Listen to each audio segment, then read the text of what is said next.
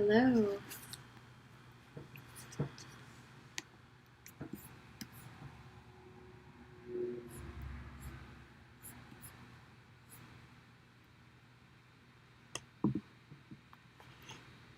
Hi everyone. Sorry about that. Took me a few minutes to get live here,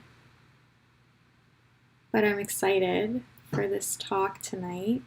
Thank you so much for coming and for your interest in fertility awareness.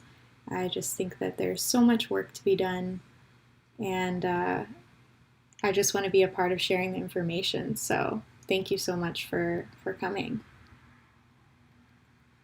And in just about 4 minutes, I will get started with the presentation. Hey Queens, what's up?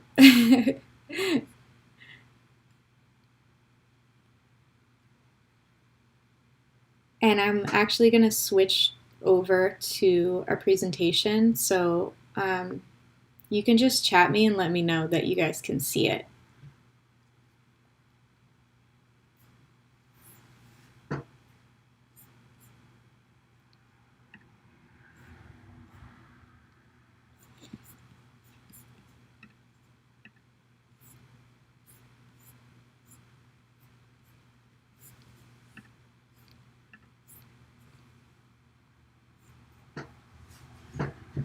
Hey Leslie, thank you for coming.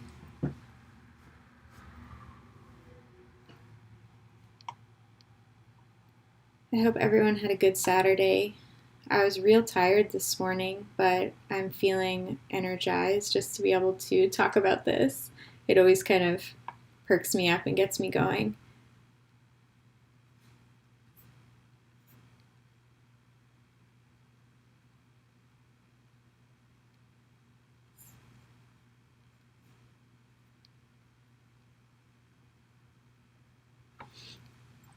Yeah, so this is my first stream. It's going to be fun. I hope to do more live events. I want to talk about a lot more specific things, but I feel like this is how I entered this work, and so it's important to share what I have the most expertise in first and kind of move outward from there. So that would be my own experience using fertility awareness as contraception. So it's something that I can talk about from a good deal of personal experience, and I feel like that's a good way to connect with others about it.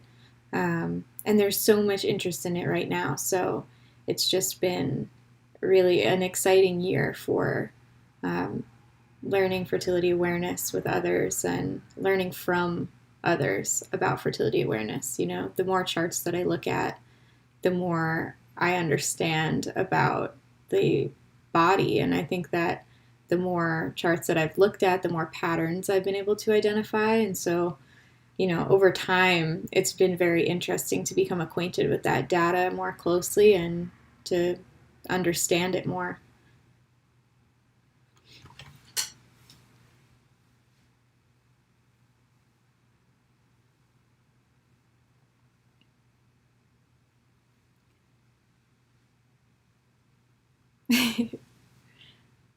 Hey, Hazira. Yes, a lot more to come. Certainly. I'm excited. Okay, so in just a moment here, I'm going to switch over to the presentation that I'm going to give tonight. It's going to be just loosely structured on my latest book, A Guide to Fertility Awareness as Contraception, and I'll talk about all the resources that I have available, but I really first want to start off with just talking about the basics of fertility awareness and what it is. I think that it's really important to start from the beginning and work, you know, your way into this. It is a skill, it is a practice, it is different from other types of contraception. So I think starting slowly is really important, and just getting to know your body is the goal for me. And then when you are ready to use it for contraception, that's great. So I think, you know, the core of it is to just become acquainted with what it is and how to start to understand your body's signs and signals. And then from there, actually move into using it with a partner or, your sexual partners. So, all right. With that, I think I'm going to switch over. Let's see how this goes.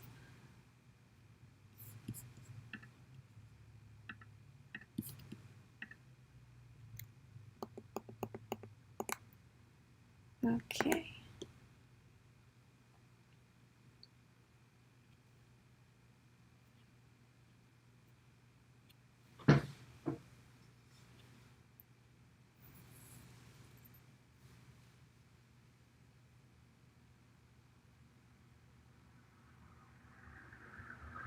Okay, I think you guys can see it now. Let's see.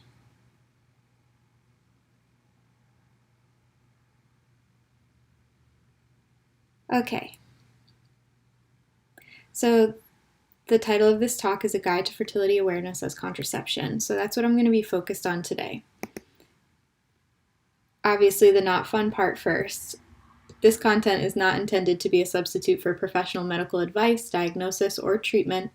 Always seek the advice of your primary care physician or other qualified health provider with any questions you may have regarding a medical condition.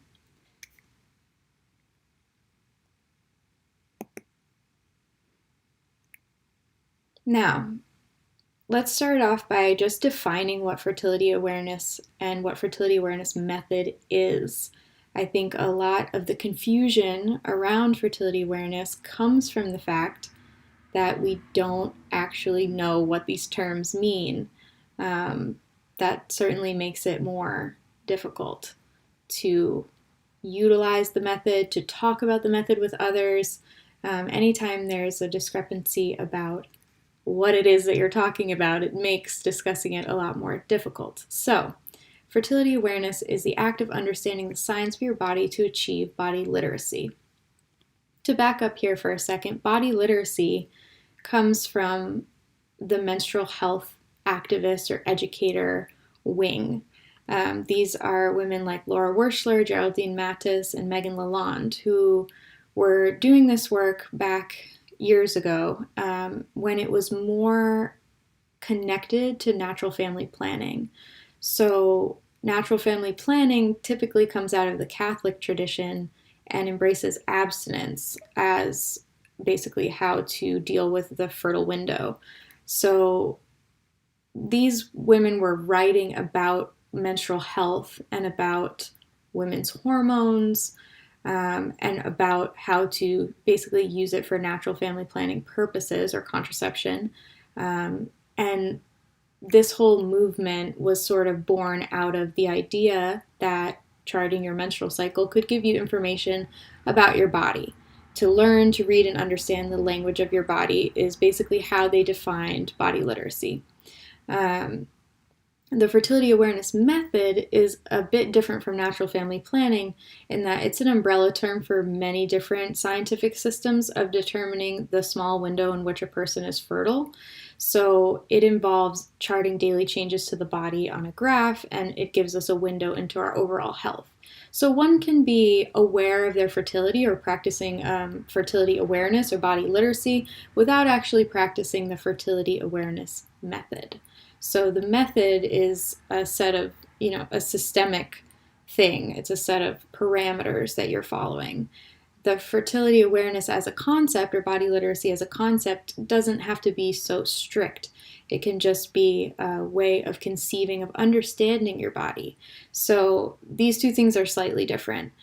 What I have learned and what I now teach is the fertility awareness method. So it's actually taking that data and having that awareness, but then understanding how to analyze it and then how to make decisions based off of what you know. So we're kind of looking at the chart and saying, okay, I'm following this set of rules, and then I'm making determinations about my fertility and about the choices that I want to make with my sexual partner about contraception, and what we will do to deal with contraception if I am currently fertile but want to have sex. So that's kind of the basics of what fertility awareness is and what the method is. Now, the method can be used for many things. So we basically learn fertility awareness as taking all of this data about ourselves and putting it on a chart, and then what you do with that information is totally up to you. So if you want to learn about your breast health or your metabolic health, your thyroid health, if you want to achieve pregnancy or use it as birth control, deal with a reproductive health issue, these are all things that you can chart through. You can even chart through pregnancy itself, and it can give you clues to when you're going into labor. So this is something that can be utilized throughout someone's menstrual life, meaning from the point that they first start menstruating, which is what we call menarche or adrenarche, when you first start getting those cycling pubescent hormones, all the way up to menopause and afterwards. So the point of fertility awareness method is whatever you want it to be. It's not specifically just for contraception. However, that is something that is really important to the method because we learn to identify when we're fertile and when we're ovulating. So it obviously can be used as a birth control method. Now, fertility awareness-based methods are, like I said, an umbrella term for many different methods. The one that most people have heard of is the rhythm method or the calendar method, which I personally think should now be separated from fertility awareness-based methods properly because it relies on calendar calculations, meaning you're making predictions about future fertility based off of existing cycle data that you have. But we know that ovulation changes from cycle to cycle, and fertility window shifts slightly from cycle to cycle. So the reason why I don't think these two things are the same is because one set basically looks at all of these pieces of biodata, such as your fertility signs. Those are like the temperature only method that you can see here, mucus only method, the symptothermal method, which is what I have learned and now teach, and then hormone monitoring methods where you basically use a fertility monitor to look at your hormones. So these methods are much more accurate than a calendar method because they use daily biodata. So I personally think these should be separated. But in general, you'll see the CDC, for instance, talk about fertility awareness-based methods and include all of these methods together. So as you can see here, I've just listed, let's see if I can use this pointer. Here, I've listed the main differences between calendar methods, temperature-only methods, and then symptothermal, which combines 3 fertility signs and secondary fertility signs as well. So I learned I learned this method through self-teaching, through taking charge of your fertility. Toni Weschler is the author, and she kind of comes into the fertility awareness history, and she takes what is considered Catholic natural family planning method, and she basically says, well, this is useful for people who are secular. This is useful for people who are not religious. So we should share this information about people's bodies. So she wrote this book back in the 90s. And I just think it's so fascinating that it landed into my hands when it did, because it really changed my life to be able to read the information in this book. It's considered like the Bible of the, fertility awareness world. However, it is dated in certain ways, and there are things about it that I would have written differently. So I decided to make an updated guidebook version of fertility awareness as contraception. So I really slimmed down a lot of the information that I learned through my research, and of course through taking charge of your fertility, who I'm so grateful to Toni Weschler for writing that book. But I tried to basically create a practical guide that was more brass tacks about all of the information and how to practically do this method, basically, how to perform it. So I really focused on that. And this is kind of the breakdown that I came up with. So I'm going to go through the book today and just go over the main points here. I won't get to everything, and it is a 55-page book, so it is full of information that does take time to go through, but hopefully I can give you a good overview, and then I can take your questions at the end. So if you have questions, you can throw them in the chat when you think of them. I probably won't see them until I'm finished with the presentation, but I will, be happy to address them after. Okay, so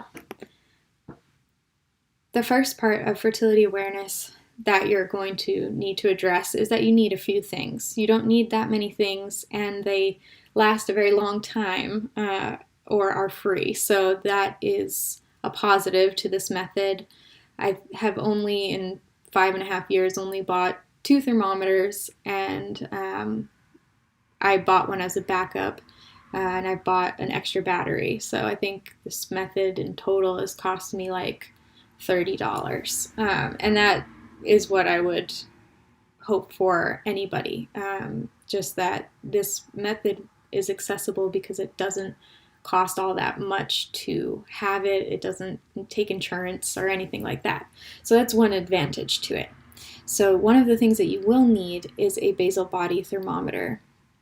Basal body thermometer just means that it's taking your temperature to the 100th degree, so 2 decimal points instead of 1.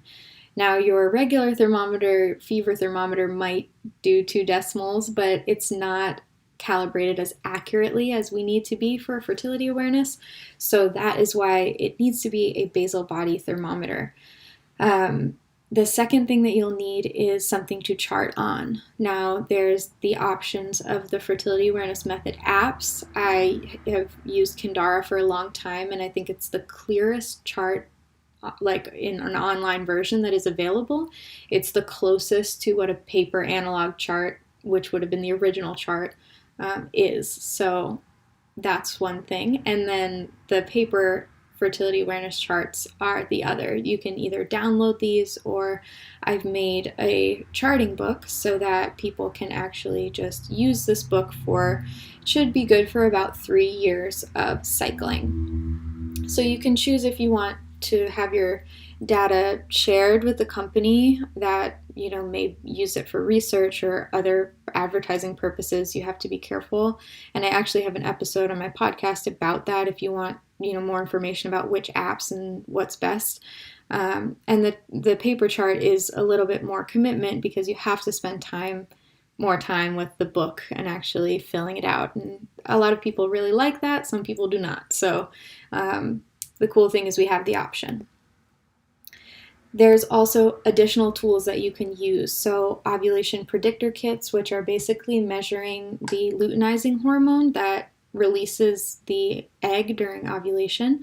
So this means ovulation is impending, or you have another issue with LH being high. So these tests are semi-accurate. It depends on who you are and kind of what is going on with you, but for the most part, they can be useful to identifying when you're at peak fertility. And then fertility monitor technology, this is something like Clearblue or other monitors that measure estrogen through urine as well as LH. So these are just additional tools that can be used, but I would rather personally practice the method with, again, a minimal cost and not using anything disposable. I pretty much stay away from that in my menstrual life, so I don't use the LH strips, but feel free to, start out using these things to get a better sense of what's going on with your hormones and your fertility. Now I'm going to talk about what we chart. This is the whole basis of the method. There are 3 fertility signs. Many of you may be familiar with them already because you're working with me or know my work, but if you do not, cervical mucus, waking body temperature, and cervical position are the 3 fertility signs. So these are basically how we identify the beginning and the end of your fertile window, aka the only time that you are fertile for your menstrual cycle. So cervical mucus is considered our most diagnostic fertility sign. So that means basically in the moment when you observe cervical mucus or cervical fluid, you know that you're currently fertile. So we chart these daily changes by examining the fluid. And you can do this in several ways. Some take more time than others, so there are shortcuts to how you can perform the method. But toilet tissue or in our underwear are two things that we pretty much are going to examine by way of using the bathroom every day. So that's an easy way to start looking at your fluid and getting acquainted with it, as well as doing external or internal checks with your fingers or learning to recognize changes in your vaginal sensation. So that means just having that thought of fertility awareness in your head. So when you're walking around and you actually feel the flow of vaginal sensation, you say to yourself, that means something, that has significance. That's not, it's not sexual arousal fluid. That's one thing that it's not. And it's not random, which is the other thing that we're generally told about mucus. So cervical fluid is really occurring on this pattern that marks the beginning of our fertility, meaning when we start to observe it, we have started our fertile window and we are approaching ovulation. And that's because the hormone estrogen is what is responsible for these changes in cervical fluid, and cervical fluid is a precursor to hopefully capturing sperm for ovulation is what the body would like. So the second fertility sign is waking body temperature. This is the other main primary sign. It's different from cervical mucus because it's retroactive, meaning that you don't find out any information until after you've ovulated. So you're floating along through the beginning half of your menstrual cycle, taking your temperature, and you might see slight variations, 0.1 or 0.2 differences from day to day, but they should all be in the same general range. Then when you ovulate, you'll see your temperature actually spike and continue to stay in a higher range after ovulation. So we use waking body temperature to basically look at the chart and say, okay, here's the point of ovulation, and now I'm in my post-ovulatory phase when you have this sustained high temperature. So we basically use an oral basal thermometer, or there is armbands now. There's other types of temperature taking that you can do that's a little bit more passive. But getting started, I think it's always good to learn how to take your waking body temperature. So I'll get into that in a little bit. But basically, that's waking body temperature. You're going to be taking your temperature first thing when you wake up in the morning before you've gotten up and started your day. You should still generally be horizontal and like half asleep-ish if you can. I like to put it on top of my phone so that I grab for it before I grab for my phone or anything else. And that usually seems to do the trick when you're first getting into the habit of taking your temperature. And then the last fertility sign is cervical position. Cervical position is a corroborating sign, so it's not a necessary sign if you don't want to be feeling inside of your body. People have very different feelings about their bodies and how invasive they want to be. There's also a lot of conditions that cause vulva or vaginal pain. So if you can't do cervical position, that's okay. But it is really cool to start to become acquainted with your cervix, to touch it, and to feel for these daily physical changes to it. So it's also a diagnostic fertility sign. It's basically under the same regulation as cervical mucus is. Estrogen is causing it to change shape, but it's considered more corroborative than primary. So we wouldn't use it by itself. We would only use it in conjunction with mucus and temperature. So here in the book, I have a few pages that I've laid out of my own fluid so that you can kind of get a sense of what the different categories of fluid are. There's some confusion at the beginning, I think, for people as to what cervical mucus is, and how it's supposed to look. So it's supposed to look however your body makes it. Everyone is going to be different in this sense. And that's okay. It's a good thing to understand your particular spectrum. But we do kind of divide it up into a few different categories so that you can start to get to know your signs a little bit better. Let me see. I'm just going to check in on you guys here.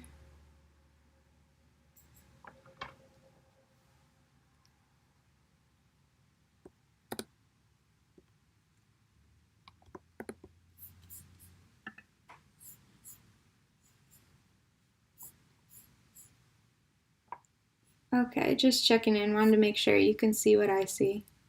Looks like it's all good. Okay.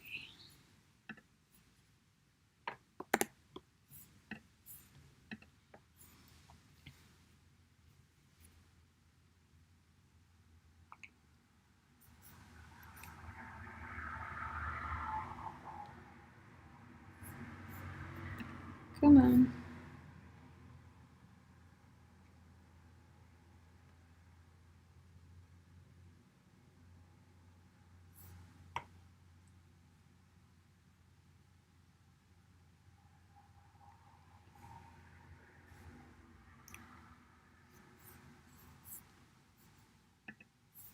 All right.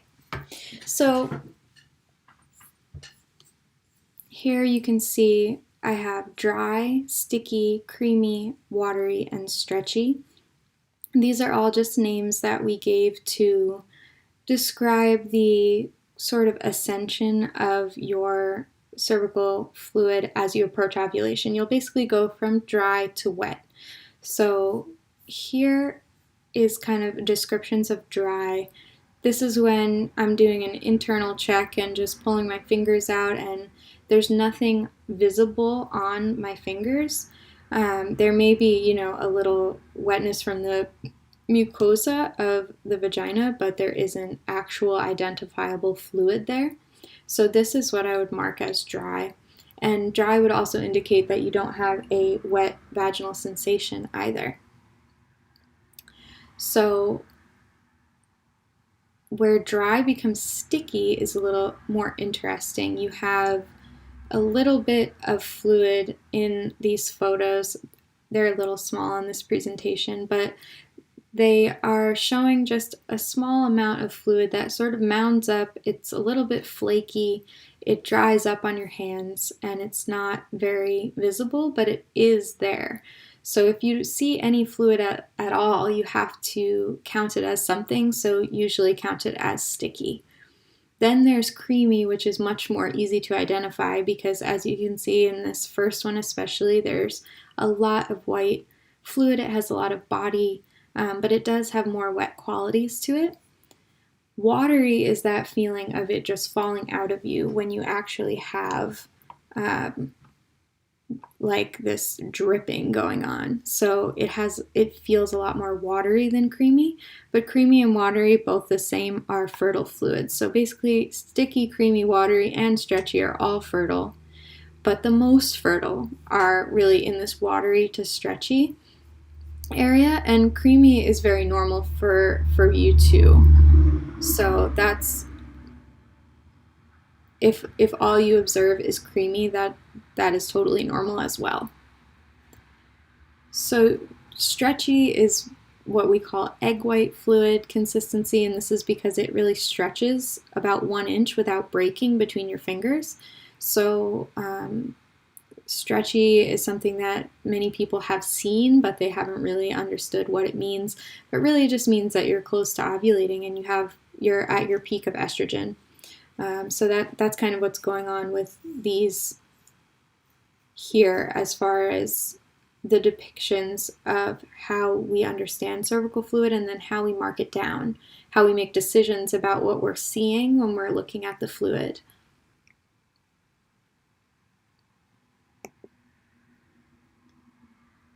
Now I'm going to talk a little bit more about basal body temperature. And basically, like I said, you're going to wake up in the morning, you're going to roll over and grab your thermometer. And every time it finishes, it's going to beep, and you're going to get a reading of, say, 97.44. So you're going to take that number and basically place it on your chart. If this is a paper chart, you're going to have to mark the X and Y axis, and the Y axis is what's going to have the temperatures on it. So you'll plot it on the day, the cycle day, and you're going to put it where it belongs here. Now, this is generated through Kindara, so it does the plotting for me. And as you can see here, there's dots for every cycle day, and there's fluctuations. Like I said, day-to-day fluctuations, these could be quite far from each other in terms of, one day to the next, how much the temperature might rise or fall. But as you can see, there's this horizontal line, which we call a cover line, which clearly delineates two sections. There's this section here, the lower section, and then there's a spike here that then stays sustained for the rest of the cycle. So this sustained spike here is the post-ovulatory phase. So you have the cover line to kind of draw that and make it more obvious for you. And it's something that you learn how to draw based off of the parameters of the fertility awareness method. So in this chart, for instance, trying to identify ovulation with basal body temperature, you would see this spike here, and you would go back to this temperature and count back 6. So 1, 2, 3, 4, 5, 6. So that puts you at day 10 here. So you kind of have a fertile window with basal body temperature where you'd count back these 6 and notice that these 6 are all lower than this temperature, and then 2 temperatures afterwards. So for fertility awareness method, we're actually identifying ovulation as the last low temperature before the spike, and then counting 3 days to make sure that that spike is indeed sustained, that it's not a situation like this where it was just an outlying temperature that was too high. So as you get to understand charting, you can learn to identify outlying temperatures, such as this one on day 7. So this could just be X'd out because it isn't with the rest of the group here. So it's in the final chart, you can actually just X this out. But here you can see nice and neatly that after the ovulation, the temperatures rise and they stay risen for the rest of the cycle, all well above this line. And everything before ovulation here on day 15 is pretty much below this line, with the exception of day 7, which we would just kind of nix out. So this is a typical basal body temperature chart in a healthy menstrual cycle. You'll see a pre-ovulatory low temperature phase, and then you'll see a post-ovulatory higher temperature phase. Now I'm going to talk about cervical position. So this is the corroborating sign that you can use, and on a graph you're going to chart it almost like this, like a little oval that opens and heightens. Because as you approach ovulation, your cervix is going to get higher, softer, and it's going to open along with producing that wet quality fluid.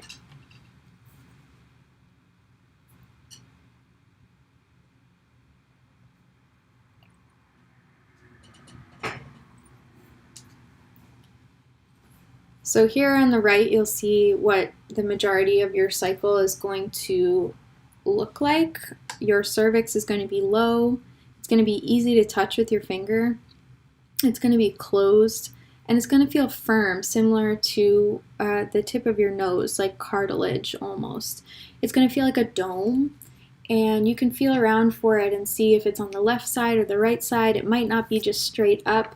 And if you've ever used a menstrual cup, you're probably more familiar with where your cervix is and which way it's facing so the cup doesn't leak. But if you've never touched your cervix before, basically use your longest middle finger, your index finger, your ring finger to feel inside the top of the vaginal canal here.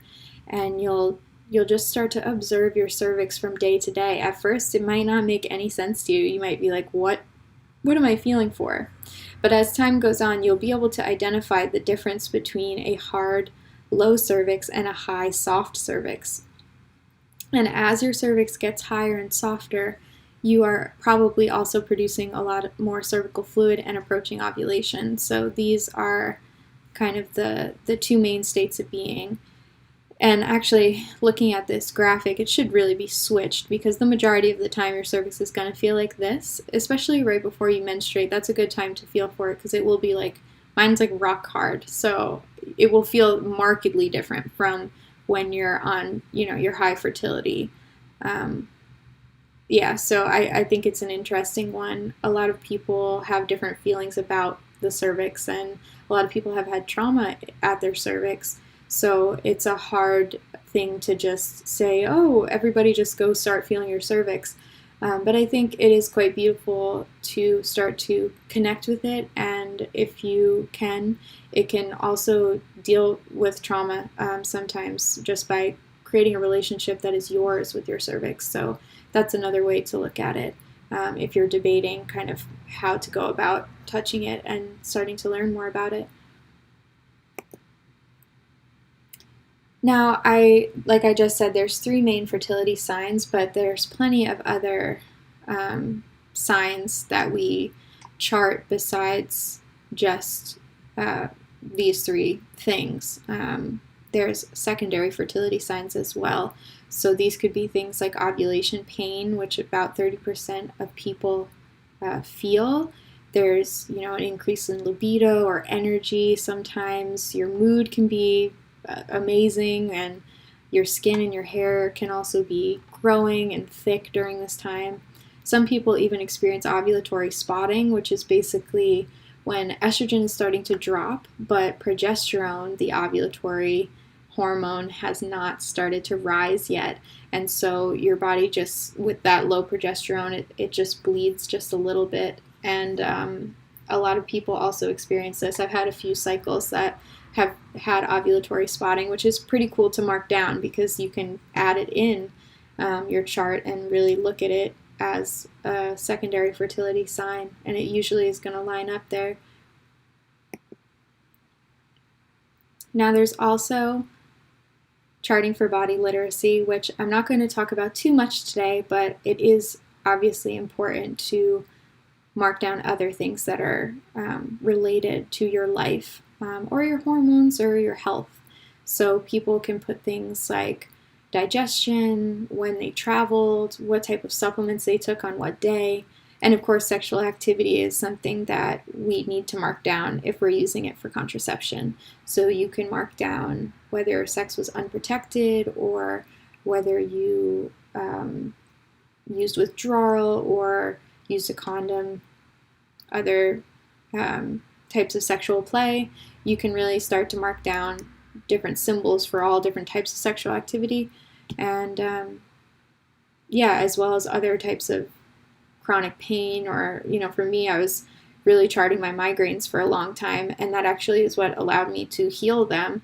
So that was an amazing process, and I just think it's important to understand that this method is much more than contraception. Even though it is great for contraception, it's also really useful for a lot of other parts of your life. Now, part 3 is about charting your data accurately. So this is important, because if you don't mark the data down correctly, you're going to run into problems with analyzing it correctly. So here is an example from the book of what a paper chart looks like. This is my charting journal set up basically here.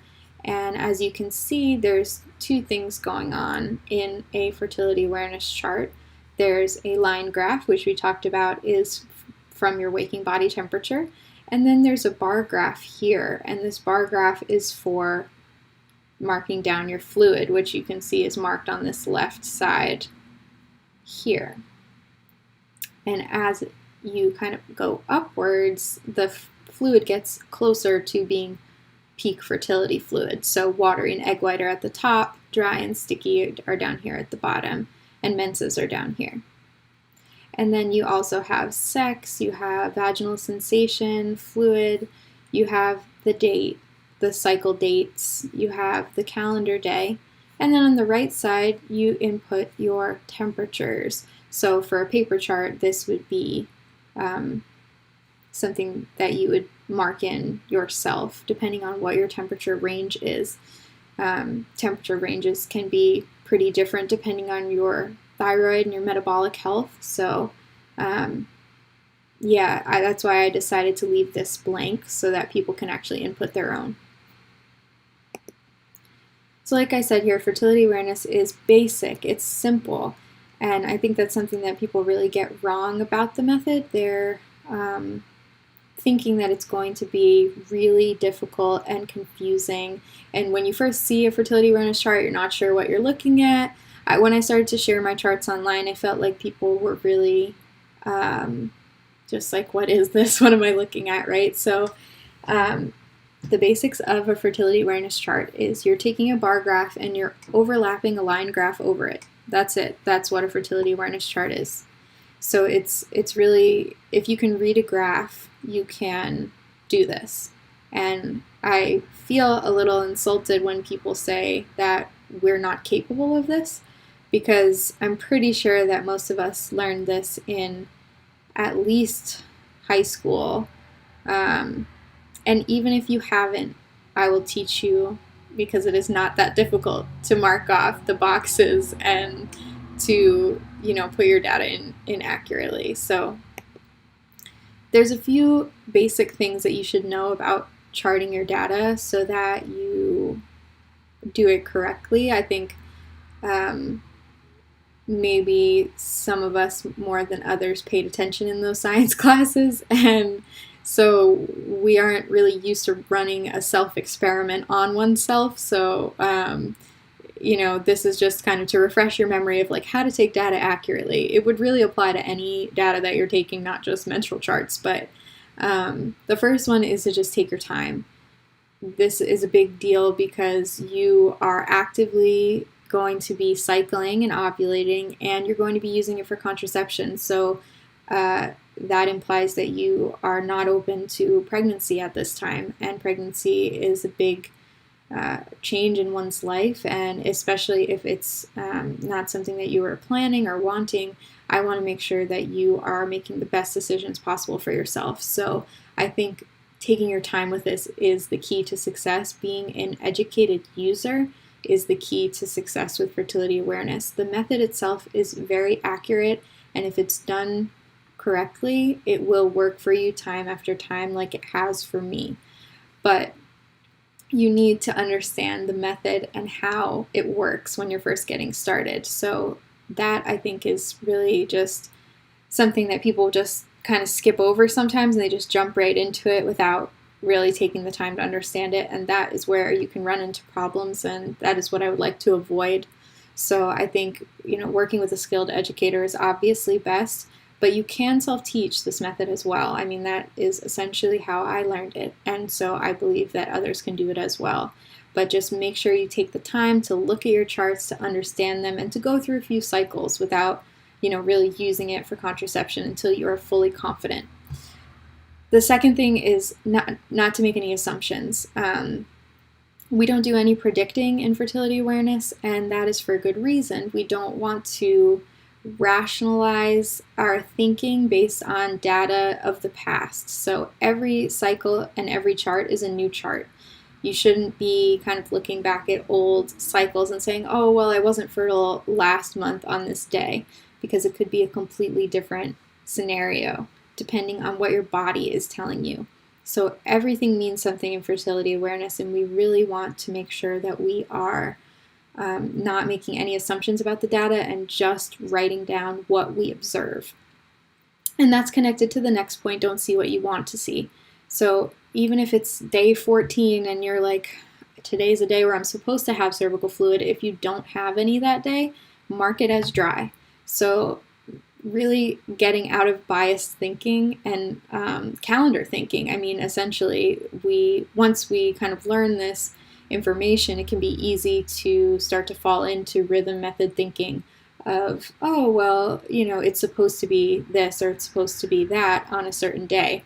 but that's specifically not how this method works. You have to actually make sure that you are observing what you see or what you feel. So that's really a cornerstone to taking the data accurately. The next thing is to just listen to your body. Really start to understand the patterns in the chart and understand that hormone fluctuations are normal. This is a part of cycling, to know that our bodies change all the time, and that's not a bad thing. The next point is not to discount the observation. So your chart might not look like an ideal menstrual chart that I'm showing you today, and that could be for a number of reasons, like all different reasons related to your health, and also history of contraceptive use, coming off the pill, being a breastfeeding mother. These are all things that can change the way your charts look. So basically, chart as is. Make sure that you are not writing off observations that may seem abnormal from what the regular charts are supposed to look like. I think, making sure that you really understand that each day is a unique day, and that charting accurately means just telling yourself the truth about what's going on with your body is really important. And then lastly, utilize many biomarkers. Of course, there's so many things you can learn from fertility awareness. It's just a massive subject. So what I find is that depending on that person's needs, they can start using biomarkers that help them figure out what's going on with them specifically. And then you really have a huge set of data for yourself, and also for practitioners that you work with, whether they're clinical practitioners or otherwise. I think there's going to be a lot more use for this data in the future between collaborating with your different practitioners. So I really think that the more that you take in with this method, the more that you will get out of it.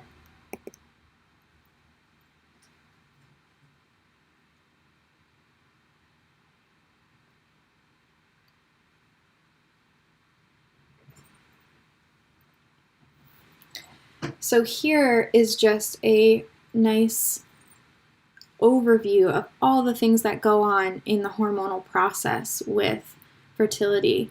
So you've got, the hormones causing changes in the ovary, actually, maturing the egg and releasing it.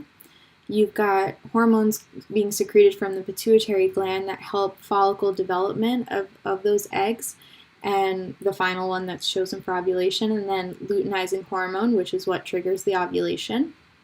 You've got the ovarian hormones, which is what we're primarily measuring in fertility awareness. Estrogen is what's causing the changes in the cervix that really begin the fertile window. So you can see here pre-ovulation, there's this spike of estrogen, and then it starts to drop. But when the egg is released, the corpus luteum here is actually what creates progesterone, and that is what causes the rise in temperature. So as you can see here, at ovulation, progesterone goes up, basal body temperature rises. So that's why it's such an accurate, marker of when ovulation has occurred, why we can see pretty definitively with the basal body temperature that ovulation is occurring at this point, because the direction of these hormones that are basically causing a proliferation of the uterine lining, menstruation at the beginning of the cycle, going to the proliferation of the lining after ovulation, and then the bleed again. And again, this is similar, just another depiction of how thick the uterine lining will get here over the course of the cycle. Here's just a closer view of the menstrual cycle hormones. So I think it's interesting and a cool perspective to talk about fertility awareness as measuring your hormones, because that is essentially when you're looking at cervical mucus, you're measuring estrogen here as you approach ovulation, and then progesterone here is what you're measuring with basal body temperature.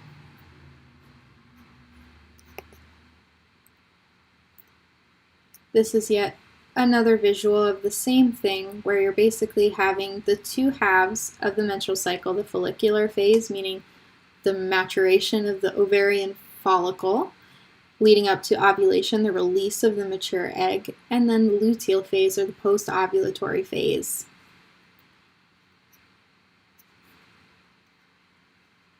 So kind of when you get a sense of that, we can get to this part, which is really how to perform the method for contraception, how to interpret the data that you've now taken.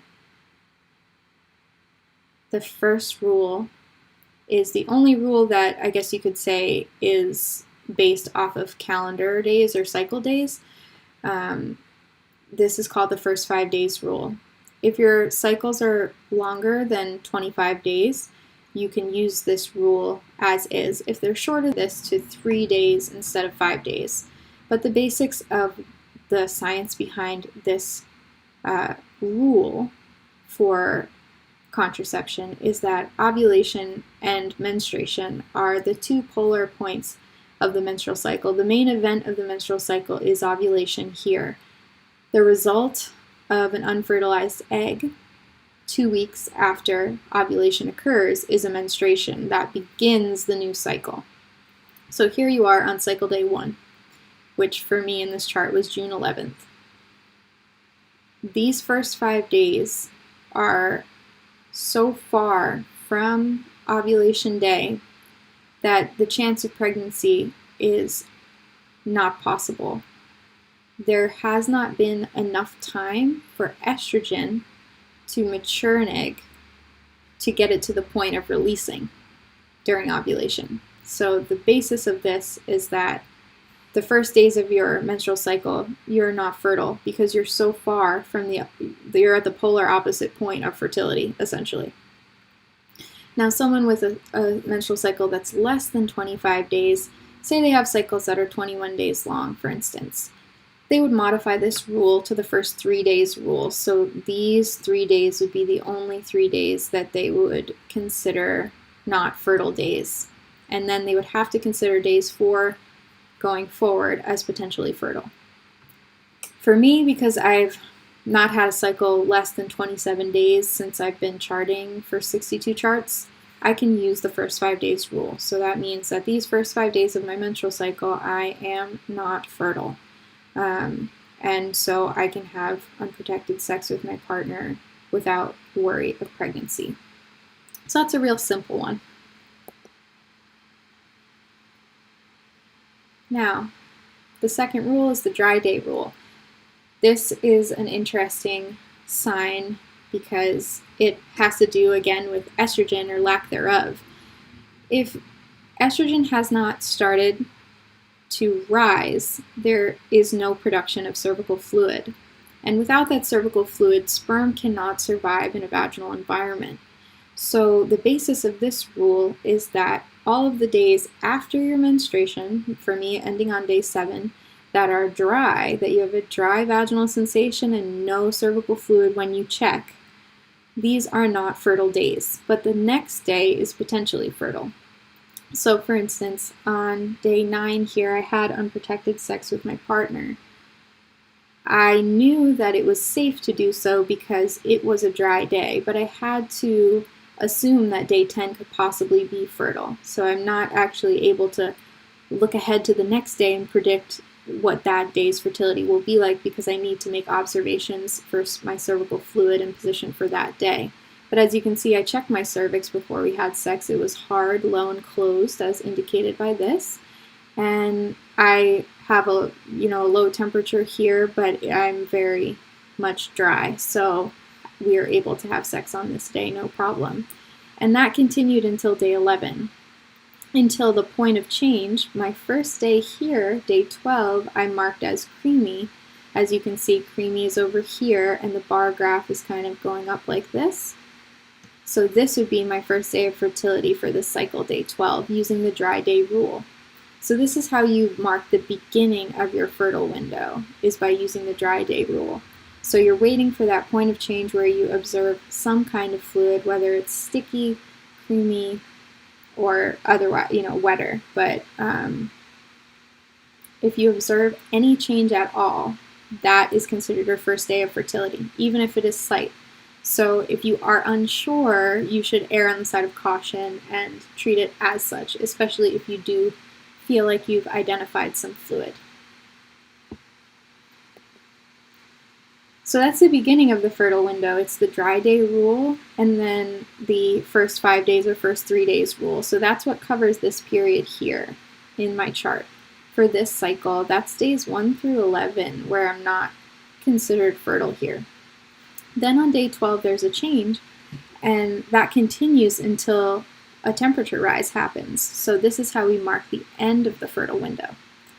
So the first thing here that we're using to identify is the basal body temperature, is the spike here on day 16, where the 6 temperatures before day 16 are all at least 0.3 degrees than this temperature here.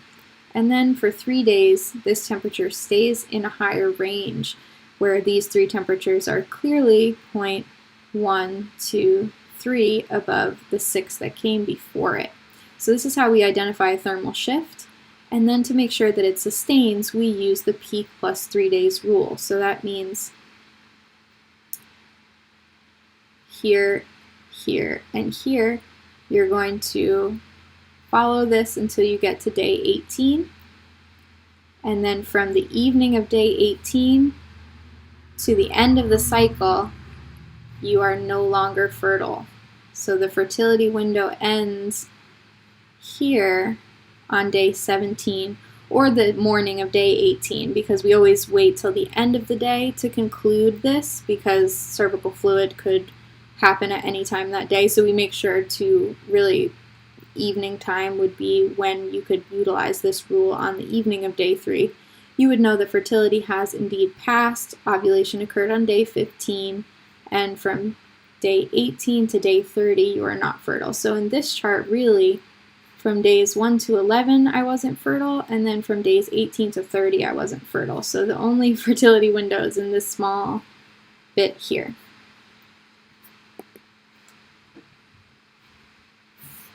I'm just realizing that this should say temp plus 3 days, I'm sorry, instead of peak. Temperature is what we're working with, basal body temperature, and the line graph is what we're working with this rule. Apologies. The peak plus 4 days rule is the last rule, but it's ruled by mucus, so we're talking about peak mucus. Now here, that occurs a little bit later. Because we're using just mucus for this rule, we're a little bit more conservative. So peak means the last day of identifiable cervical fluid. So you're waiting for the point where wet becomes dry again at the end of the fertility process. So here for the dry day rule, we were waiting for the point of change between dry and the first wet day. At the end of the process, we're looking at the fluid going from peak wetness back to dry, as it should stay for the remainder of the cycle. So as you can see, there's the temperatures, and if we are using the temperature rule, temp plus 3 days, day 18 would be perfectly fine to use as contraception. But peak plus 4 days is just looking at the mucus. So here's where we mark that down at the bottom.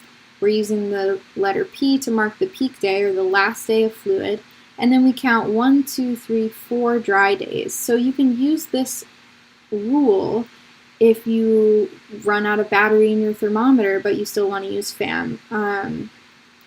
People lose their thermometers, they break sometimes, extenuating circumstances, or if you simply don't want to use the symptothermal method, I would rather everyone use the temperatures because they are so accurate for being able to really see the difference between pre-ovulatory and post-ovulatory. But I think that you should know about the peak plus 4 days rule so that you could still, use FAM if you needed to use it without a working thermometer. So here's the 4 days that we've counted. On the evening of day 21 would be the beginning of the safe for unprotected sex window for the rest of the cycle here in the luteal phase.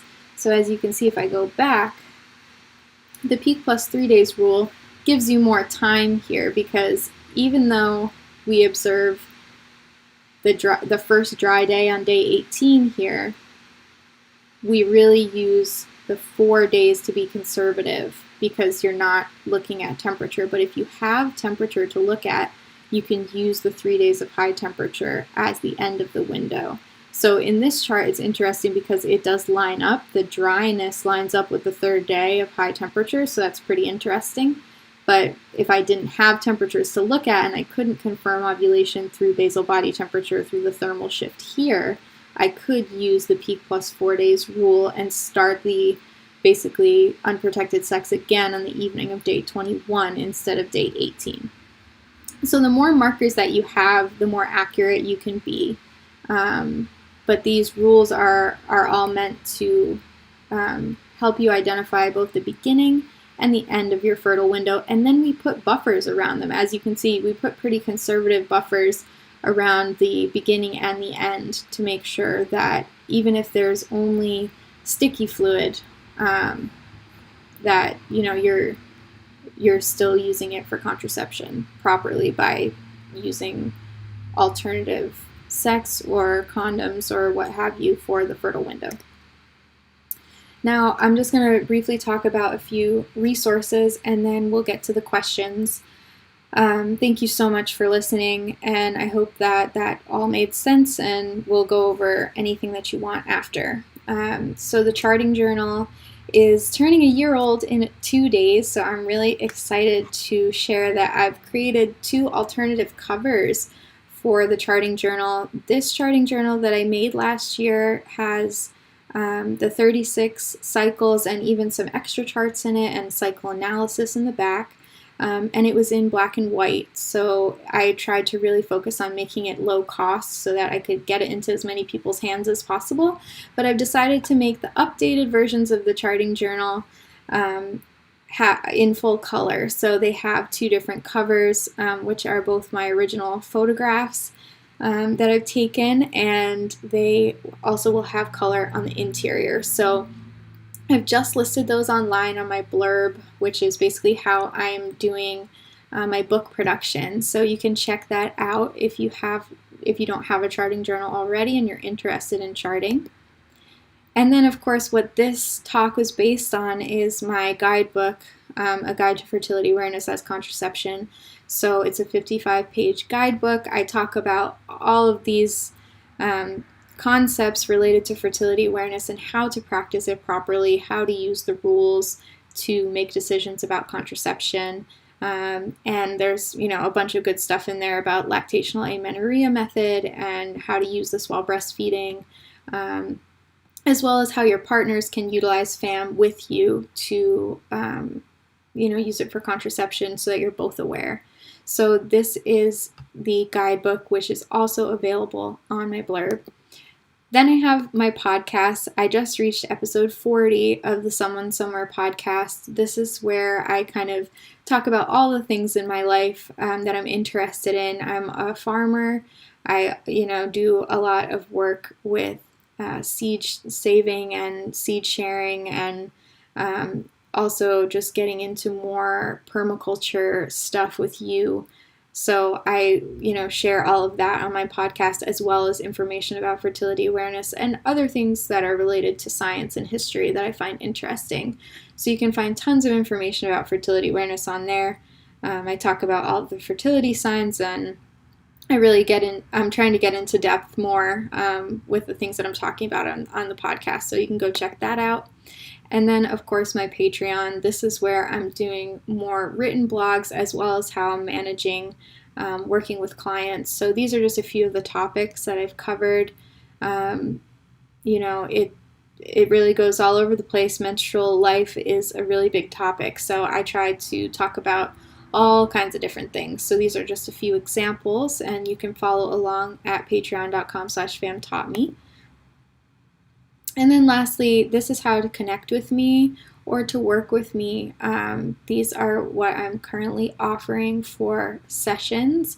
Single sessions are welcome, as well as quarterly, monthly, bi-weekly, and I just opened up a section for weekly if you are looking for weekly support.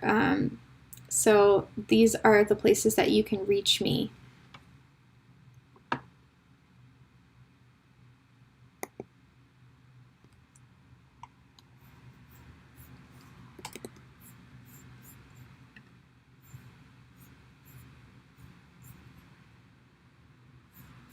Okay, am I back?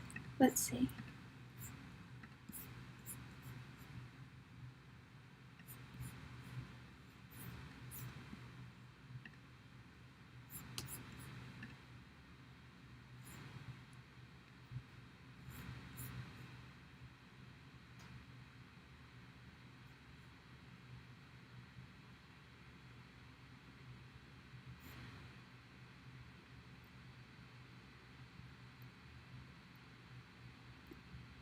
Okay, I'm back in the chat.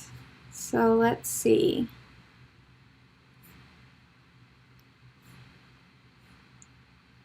If there are any questions, I would be happy to take them now.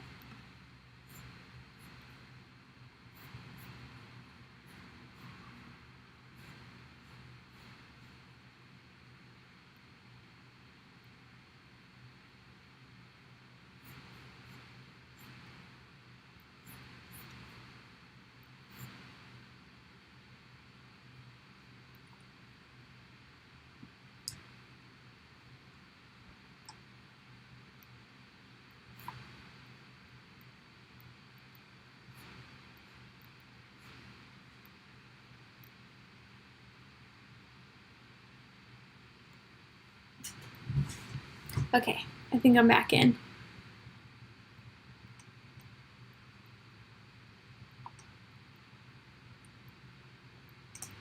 Sure.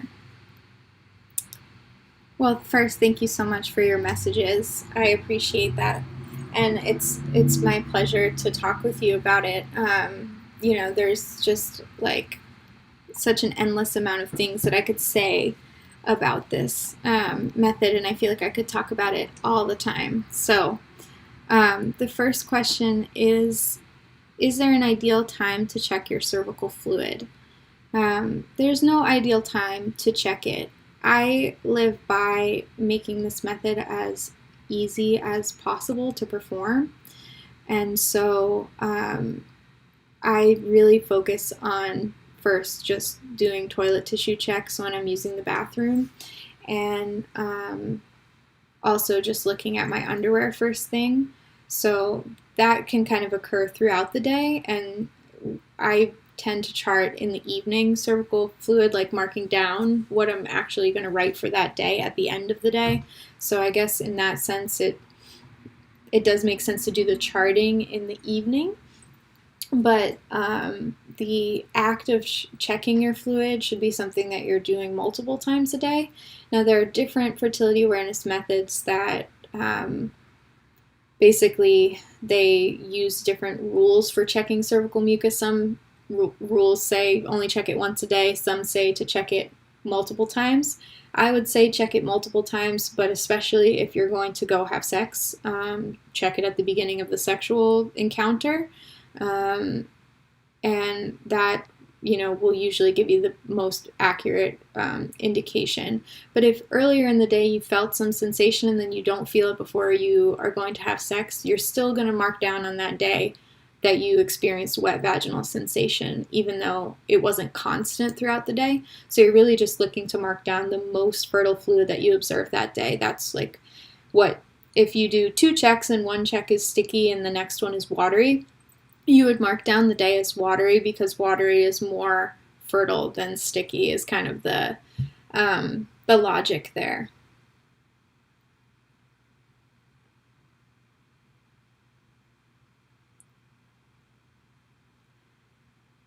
Sure, I would love to do a recap. So let's see. What I talked about today was, what is the fertility awareness method, what is body literacy, and what are the kind of history of fertility awareness methods. Then I talked about the first part, which is gathering your tools, getting the things that you need to practice fertility awareness. That is basal body thermometer and a chart, whether that's a fertility awareness paper chart or an app such as Kindara. You can also gather other tools like ovulation predictor kits or fertility monitor technology. Then I talked about the 3 fertility signs, which are cervical mucus, waking body temperature, and cervical position. And I talked about the secondary fertility signs, which might be things like ovulation pain and libido. And then I also talked about other things that we mark in a chart, such as mental health, chronic pain, exercise, travel, supplements, or sexual activity.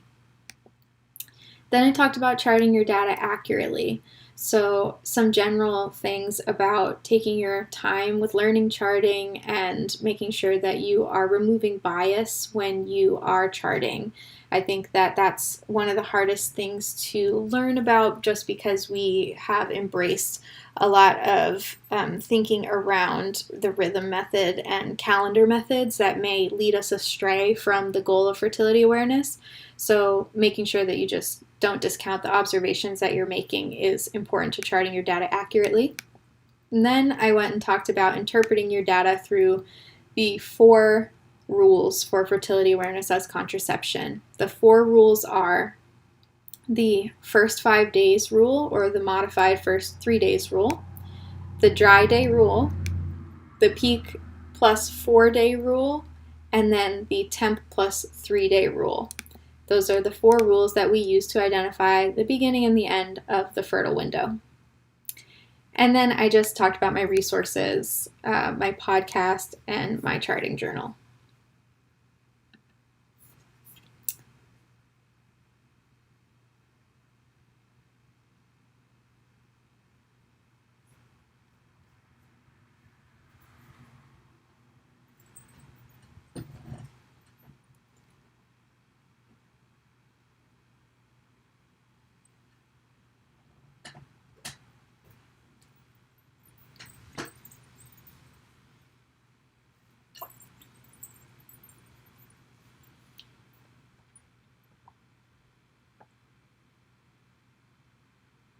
Thank you so much. I really appreciate it. I appreciate when you guys share this information. It really just makes the world a better place to share this with others. So it's really great, just to be able to share this with you, and to have you guys in my network is really just so awesome.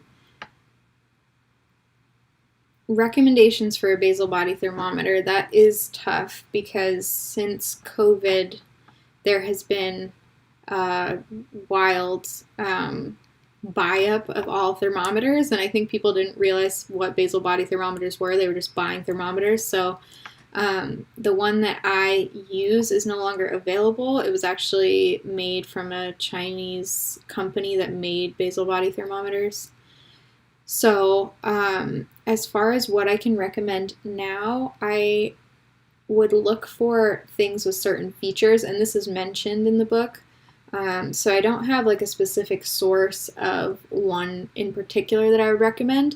As long as they are basal body thermometers going to be taking temperatures to the 100th degree, that would be under the parameters of what you would want for a thermometer. But features that I find important are if the thermometer has a memory, particularly a memory of more than just the previous day. I think if it's just easier to chart if you can like log back through, but I've been finding that to be difficult. So most of the ones that you're going to be finding these days are just this current temperature and then the last temperature the day before that was taken.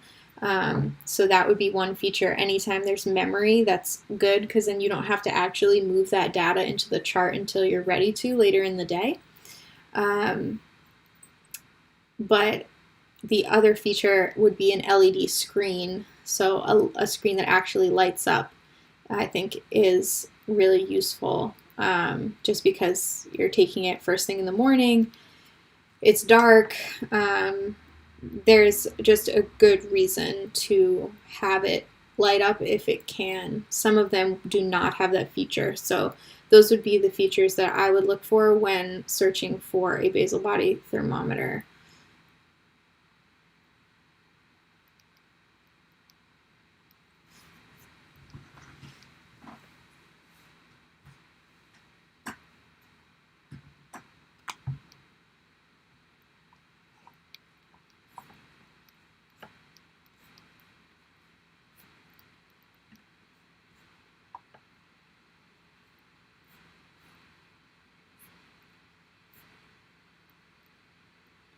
And I'll just let this time go for anyone else that has any other questions. And I'm going to try and make this stream available. I'm not sure how I did on my first stream here. but I'm going to figure out how to get it uploaded to YouTube. It should be loaded up there after I'm finished here. So if you ever want to refer to this again, you should be able to. Yeah, the memory is really important. It just makes things easier.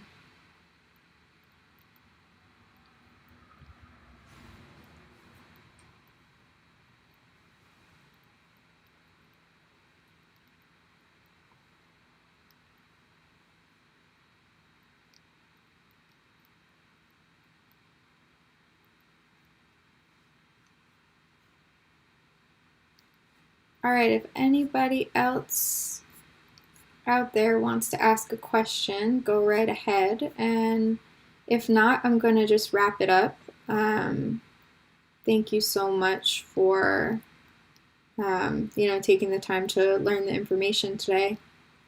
Thank you. Thank you so much. Yeah, it was my pleasure. Looking forward to doing more of these and getting more comfortable with doing more live events. I have a lot coming up too in the month of October. I'm going to be a part of the Reproductive Futurism Conference hosted by Doula Chronicles, and I'm really excited about that. I'll be talking about fertility awareness as body literacy, so that'll be a little bit different of a talk from this one. And that is on October 26th. So you can check out Doula Chronicles to find out more information about that.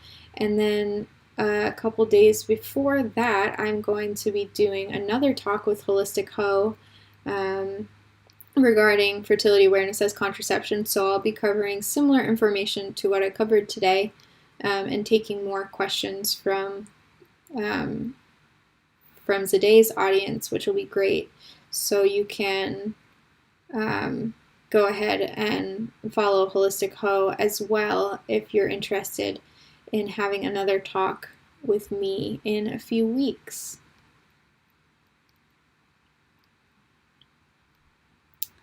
Hi, Brittany. The temperature should be taken right when you wake up, not at a certain time. So I discussed this in the book, but really it's about your resting metabolic rate. So as long as you're at rest, it doesn't matter what time you're waking up during the day. It does not have to be like setting an alarm for 7 a.m. every day and having to take it right at that time. So if you are a late sleeper, I would not worry about it. I would just make sure that the thermometer is accessible so that when you actually wake up, you can just take your temperature while you're still lying down. Really, the main thing you want to do is just not get up or go to the bathroom or start the day, because your resting metabolic rate is going to change into your waking metabolic rate, which is much higher because you're awake and you're using your energy. So by that time, your temperature is rising quite a bit. So for accuracy purposes, we try to use the standard of being horizontal and being still in bed to basically get the most accurate reading across the whole cycle. But I'll find that if I wake up earlier, more like 5 o'clock in the morning or something like that, your temperature is generally going to be a few points lower. So that's something to just look for if you are waking up at 4 o'clock in the morning. Your temperature is generally going to be a few points lower than it would be if you woke up at 7 a.m.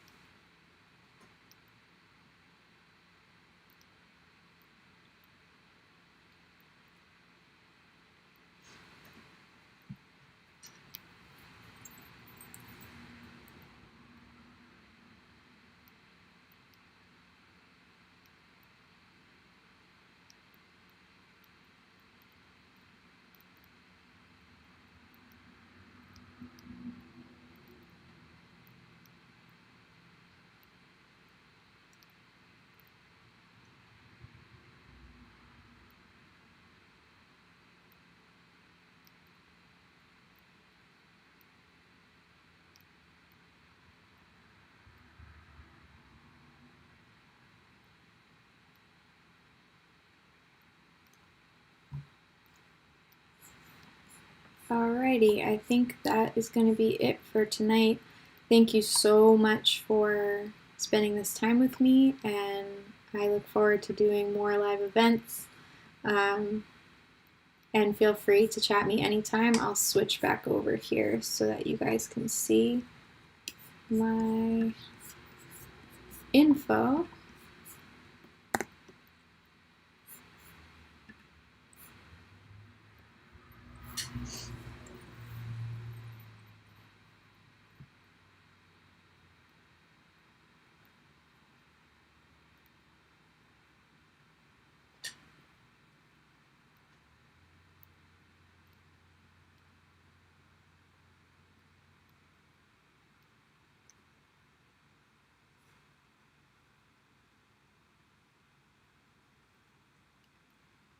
All right, I hope everybody has a great night. I will see you guys again soon. Thank you so much.